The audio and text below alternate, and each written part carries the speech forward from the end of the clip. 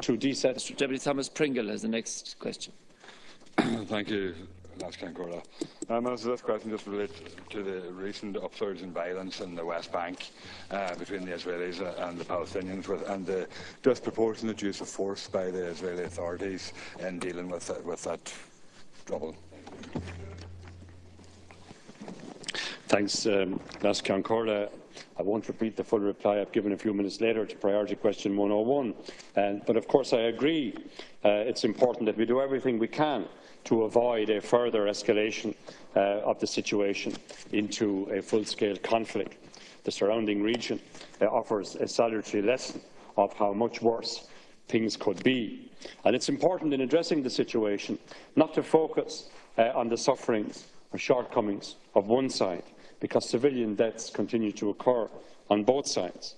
The address to the current violence must involve the leaders on both sides reacting responsibly, reacting with restraint, reducing rather than stoking up the temperature. Measures by the international community need to be very carefully considered at such a sensitive time, lest we ourselves contribute to the heightening of tension in the region. High Representative Mogherini, in her recent visit, stressed to both sides the need to de-escalate and avoid provocative actions on the ground, as well as to reopen a perspective for political progress. A commitment by Israel to respect the status quo in holy places is clearly one essential element of this process.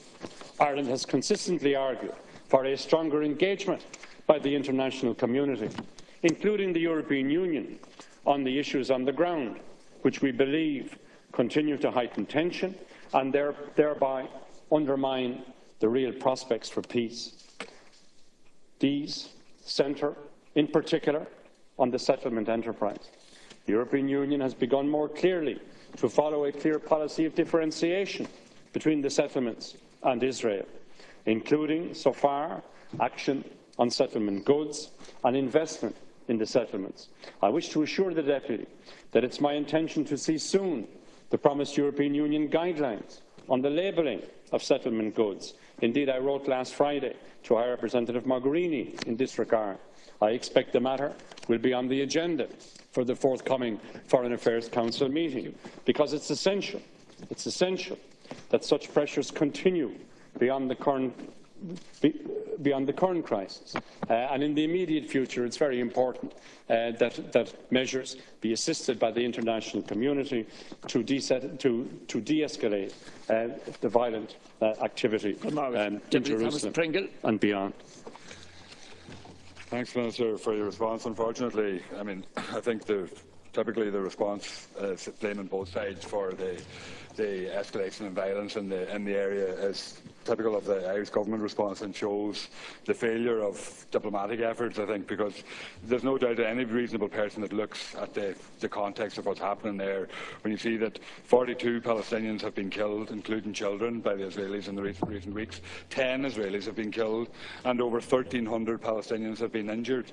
And indeed, an Eritrean national was shot dead by Israeli security forces because he was mistaken as being an Arab.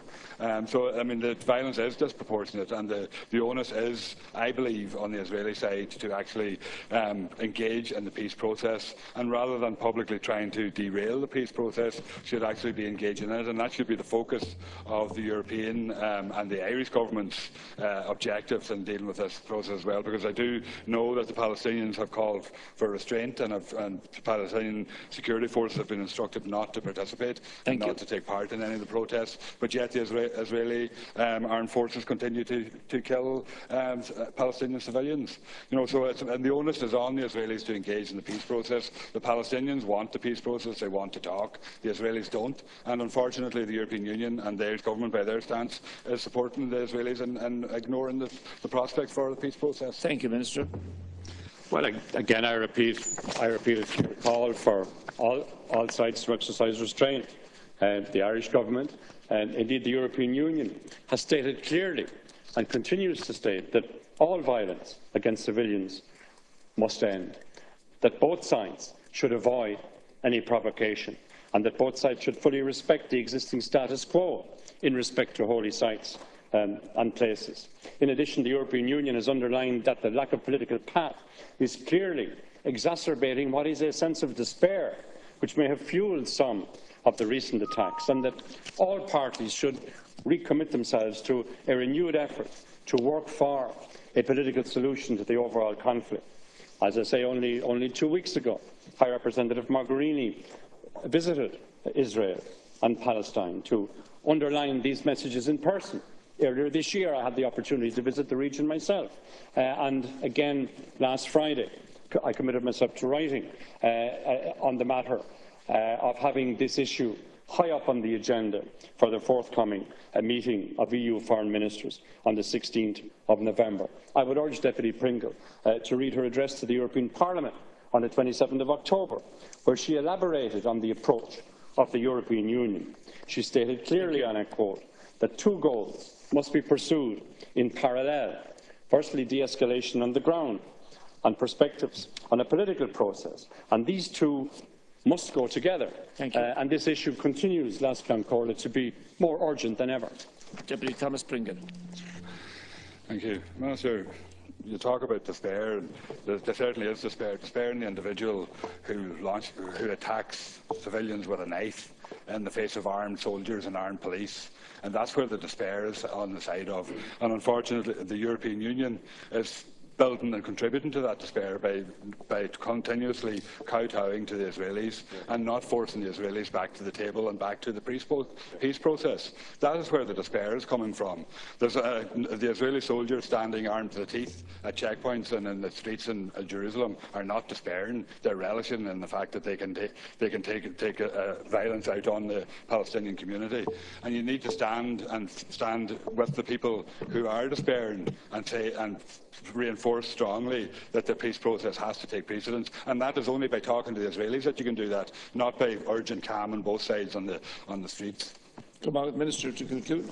Well, of course I agree with the Deputy that any response from a security point of view has got to be proportional in the circumstances. But I think we've got to also look at the medium and long term, and I believe it's important that we reiterate our goal, our objective, that a negotiated 2-state solution remains the objective of Ireland and indeed the objective of the European Union.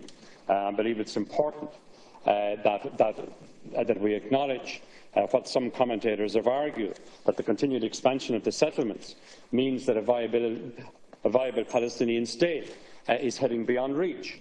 But I believe, as I said earlier, I say it to the Deputy, that there isn't an alternative to the 2-state solution, or certainly not one that has been advanced by way of any form of convincing response. I believe the viability in the future depends on the parameters and the detail of negotiations in terms of land swaps, other arrangements. 2-state solution is possible, but it will require vision, it will require leadership, and that leadership and vision must come from primarily from the Israeli and Palestinian sides. Thank you, Mr. However, the international community continues to have a role to play, and I believe Ireland has got an important role to play in that regard, having regard to our own experience of conflict on our island. Deputy Brendan Smith has the next question. Thank you very much.